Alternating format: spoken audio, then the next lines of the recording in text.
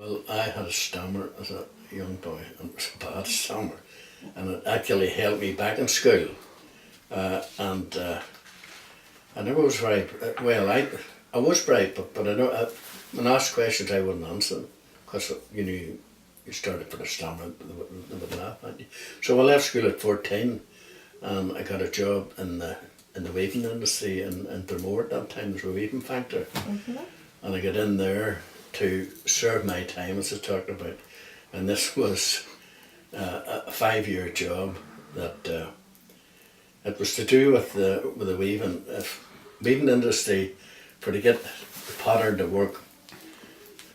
I'll try and describe this the best I can. The threads come through from the back of the loom, as you call it, and they go through. It's like an eye of a needle, and that needle goes up and down for make the pattern. One goes that way and it goes up, causes a pattern. And my job was to make this thing that fitted onto the loom that these threads could go through. That's So you made the jacquard Jacket, yeah, yes. yeah. I went to work. The home factory closed, and really, because it was it wove cloth. It was moquette weaving, so the patterns were small but repeated a lot. You could have done a pattern in a day. I went to the Ulster Weaving Company. The place closed, and I went to work there, and it was all broadloom weaving. And I only cut one pattern. I was there. I was 6 months. And I only cut out one pattern. That was all done by punching the keys and your feet tramped up and down. You probably know what I'm talking about. But that's all I got done. I would start the second one, but when I got the job, we were retired out of Banbridge into Franklin's. Home factory was it was moquette weaving. Moquette. Which moquette is like a woven pile, that you would cover as a tea with. Right. Okay. And that's what it's called, and that's where I went for the 7 time. There, from 14 to 22, what's that, like about 8 years. I was the last one out of it because they sold everything, and therefore I was there for to repair these things. So, if they were getting worn a bit, I replaced cords, as we call them, threads in it, and I replaced that before, and then they were sold on the looms and the harness, as we call it. That's what they call it.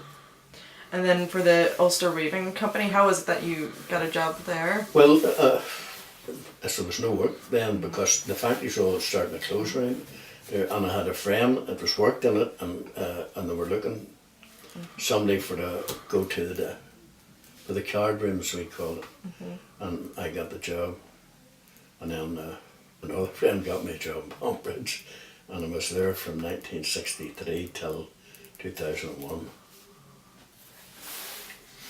And during that time, I got a job as a supervisor in it, and I had to go on a course, and that's when I lost my stammer. And because I wasn't going to go, and was told I had to go, and I said, but I can't talk in front of anybody. When I'm talking now, you'll say your ears are sore. And I went to that, and he says to me, you must go, or you'll lose a job. We need to have somebody who can talk to people. And I went, and the first thing I said when I got up was, look, I have a stammer, anybody wants to laugh. And I never said a word wrong. And that was it. It was so simple. It was confidence more than anything. But Franklin's done badges for Boy Scout badges and things like that, and they bought over an oil company was done broadloom weaving. Was the reason they bought it, because I knew about it, and well, they're still going there yet. Although the workforce is cut away down.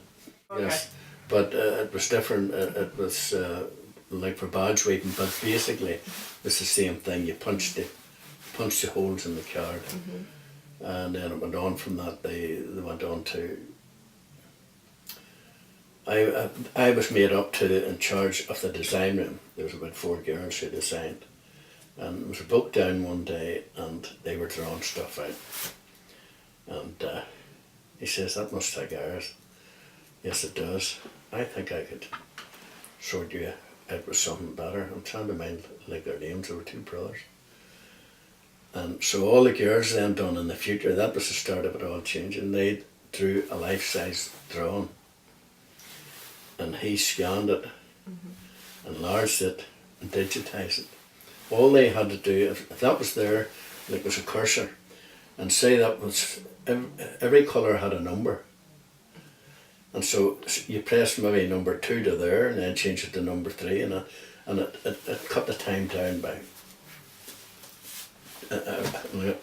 hours upon hours, and then eventually, now it's all done, it's automatic, stick it on it, and it scans it, It does you go it. around, they can tidy it up.